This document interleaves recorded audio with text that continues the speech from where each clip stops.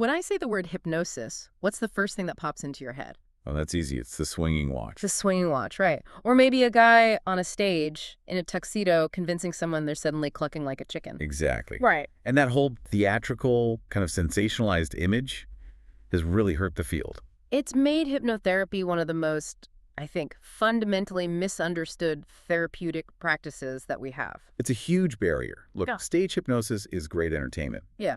but it has zero to do with the clinical reality. So that's our mission for this deep dive then. It is. We want to get past the spectacle, beyond the pocket watch, and really separate the myths, which are, let's be honest, mostly fueled by media, from the actual science. The science of clinical hypnotherapy. Yeah, the science behind focus relaxation and guided suggestion. We're going to lean on the very diverse sources you shared. And they are fascinating. We've got everything from these, hard scientific meta-analyses on pain and smoking cessation. All the way back to the wild history of animal magnetism. Unbelievable stuff. And then modern articles on professional ethics, training standards, the works. I think the big picture for you, the listener, is that clinical hypnotherapy has this astonishingly wide range of validated applications. Yeah. It is so much more than a last resort for breaking a bad habit. Right. We see really robust evidence for its use in managing anxiety, for helping people conquer phobias, building confidence, and supporting some really profound, lasting behavioral change. Okay, so let's unpack this. We have to start by tackling the biggest myths head on. Let's do it. Myth number one is the biggest fear, isn't it? The idea that a hypnotherapist can control your mind. Mind control. Yeah, that they can override your free will, make you spill your secrets, or do something against your moral code. This fear is so persistent, but in a clinical setting, it's completely unfounded. If you take just one thing away today, let it be this. Clinical hypnotherapy is a collaborative process. It's consensual. So you're always aware? Fully aware of your surroundings, and most importantly, you are fully in control the entire time. But I know what a skeptic is thinking right now. If someone is in a deeply relaxed, focused state, aren't they more suggestible? Suggestible, yes. Yep. Controllable, no. And that's the crucial difference. Okay, plainer. Think of it like this. The hypnotic state is one of highly focused attention. It's a state where the critical factor of your mind, that inner critic, is just temporarily quieted. So suggestions can get in more easily. They can, but, and this is the key, they only work if they align with your own goals, your beliefs, your values. If a suggestion conflicts with what you actually want, your mind just rejects it automatically. So it's empowerment, not manipulation. Exactly. It helps you implement changes you already want to make. Which brings up that great example from the sources. If your partner sends you to quit smoking, but deep down you haven't really committed to it. It won't work. Yeah. The suggestions will be rejected. You cannot be hypnotized to accept a goal you don't personally own. It requires your genuine motivation. Okay, that leads right into myth number two.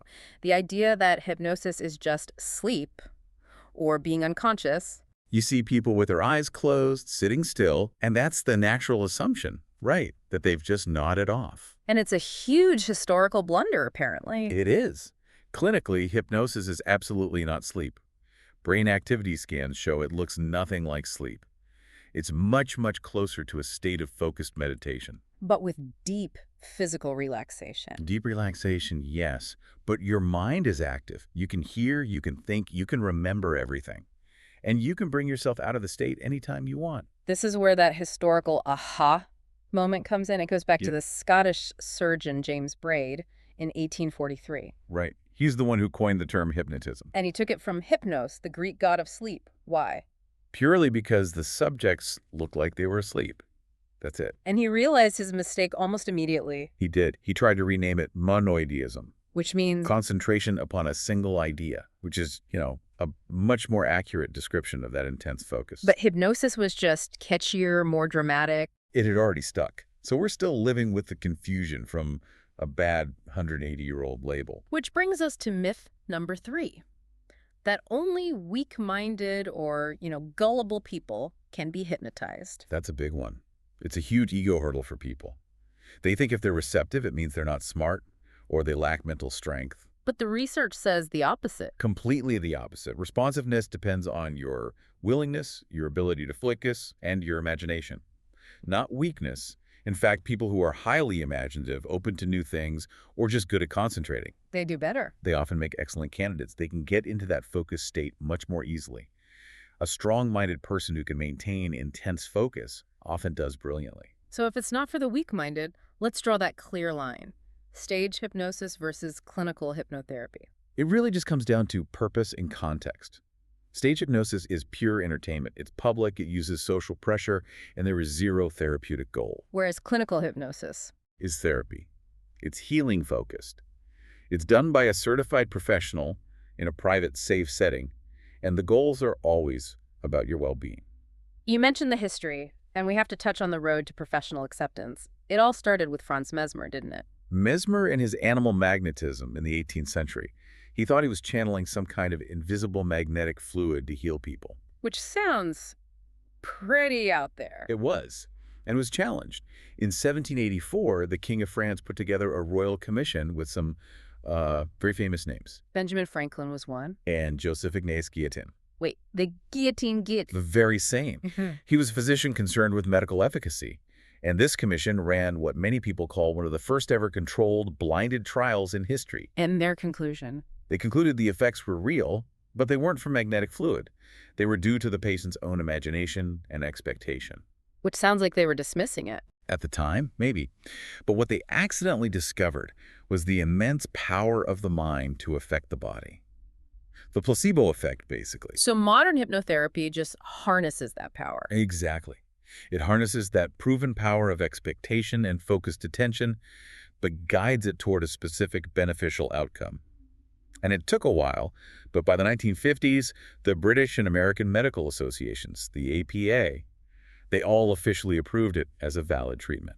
And that validity means it's used for more than just fixing problems, right? It's not only about quitting smoking. Not at all. It's used a lot for performance enhancement. How does that work? Give me an example. Okay, take a professional athlete, a golfer, maybe. They might use hypnosis to create this perfect mental rehearsal. Visualizing the perfect swing, filtering out the crowd, the self-doubt, it strengthens those neural pathways for concentration. So it's like supercharged visualization. That's a great way to put it. For a student with exam anxiety, it's not about implanting answers. It's about installing suggestions of calm and clear recall under pressure. Or for public speaking. Yeah, reframing that fear of the audience into a feeling of connection. It's all about building mental resilience and focus, not just fixing a pathology. Okay, this is a perfect setup for the hard data. Let's look at the numbers, starting with the big one. Smoking cessation. The data here it's incredibly compelling. Our sources had this huge meta-analysis. We're talking over 600 studies, 72,000 people. 72,000. Wow. What was the bottom line? On average, hypnosis was found to be over 3 times as effective as nicotine replacement methods. Things like gums or patches. Exactly. And get this, it was 15 times more effective than just trying to quit with willpower alone. 15 times. That's a staggering number. It is. The best studies with structured protocols were reporting success rates well over 60%, some even hitting 90% abstinence at follow-up. Okay, that's impressive. What about something more complex, like chronic pain management? We're talking about pain that lasts more than 3 months. The systematic reviews confirm it works there too, though the effect is described as moderate. So it doesn't just erase the pain. No, it helps manage the perception and the experience of the pain. And for chronic conditions, that's a huge deal. The review found a moderate decrease in pain intensity, but also, and this is critical, a moderate improvement in how much pain interferes with your daily life. And we know this isn't just a psychological trick because we can actually see it in brain scans. We can. Wow. fMRI and PE scans show that hypnosis measurably alters activity in the brain's pain matrix. Areas like the anterior cingulate cortex. It shows you can literally change how your brain is processing pain signals. Now, one of the most critical findings for anyone listening was about the dose. Is one session enough for a miracle cure? The research on chronic pain is crystal clear on this. Yeah. No, lasting change is a process, not an event. The review found a statistically significant effect was achieved only when the treatment involved 8 sessions or more. 8 sessions, that's specific. It is. Anything fewer than 8 sessions. The effect was small and not statistically significant. That completely changes the conversation from a magic cure to, well, to skill acquisition. That's exactly what it is. It's not just about receiving a suggestion. It's about training your mind over time, right? Right. Your brain needs that repetition to build new positive neural pathways. It's like learning any skill. You don't take one golf lesson and become a pro. You need that sustained practice to create real long-term change. Which leads us perfectly to the client's role in all this. It's not a Mhm. passive experience. It requires commitment. And that commitment is channeled through what we call the therapeutic alliance. That relationship between the client and the therapist is probably the single biggest predictor of success Why is it so important in hypnotherapy specifically? because it's all built on trust and suggestion. You're guiding someone into a state where that inner critic is lowered. If there's no trust, no rapport, the client will just unconsciously resist the whole process. The suggestions won't land. They won't. Yeah. Success really hinges on the client trusting the therapist enough to relax and accept that guidance. So for anyone listening who's thinking about this, what are the concrete steps they should take to get the most out of it? Okay, three things. First, active engagement. You have to participate, take notes, do the homework like listening to recordings. You have to do the work. Second, you have to own it, take accountability for your well-being. And third, like the data shows, set realistic expectations. Change takes time, especially for deep-seated issues. It's not a one-and-done deal.